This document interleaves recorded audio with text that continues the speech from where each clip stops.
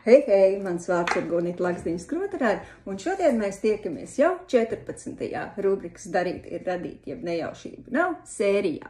Un šodien mēs parunāsim par manu nosacīti 6. grāmatu, jeb metodisko materiālu, kur es esmu nosaukusi par Digigidu.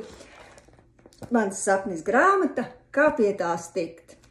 Pirmais fakts. Tas ir plašākais, apjomīgākais un detalizētākais materiāls par grāmatu tapšanu, no ieceres līdz pat taustāmam rezultātam un izplatīšanai.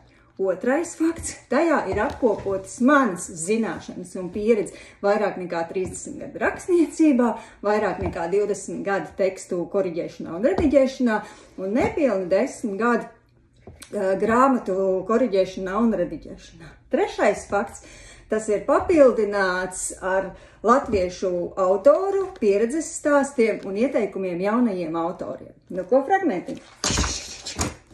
Paretam no nepacietīgākiem autoriem, kur izlēma pašizdoties dzirdēts, lai pirmā tirāža ir kā ir, nākamajās jau salabošu visus kā vajag. Pret šo man ir kategoriski noraidoša attieksme. Pirmo iespaidu var atstāt tikai pirmo reizi. Tu nevari izgāzties un cerēt atstāt labu iespaidu. Pat ja teiks, ka otrajā izlaidumā saturs ir uzlabots, klients visticamāk nepirks grāmatu, kura viņam jau ir. Tas pirmkārt. Piedevām viņš būs vīlies, ka tā tad nopirks nekvalitatīvu produktu, ja reiz tu saki uzlabots. Un otrkārt, viņš neusticēsies, ka otrā versija būs gana laba, jo autors pats taču būs pierādījis, ka mierīgi sirdi var palaist tirgū nekvalitatīvu mantu. Pārdodot brāķi preci, pārdevējs izrāda necieņu pircējam un riskē, ka tas nekad vairs neko nepirks no viņa. Tā no pārdevēja puses nav ilgtspējīga biznesa domāšana.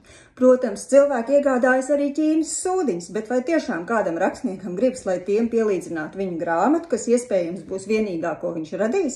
Tāpēc es pastāvu uz to, ka grāmatai jābūt labai jau ar pirmo piegājienu. Sīkāk par Digigidu var iepazīties manā mājaslapā www.tekstture.lv. Nu ko, tiekamies pēc nedēļas. Čau, čau!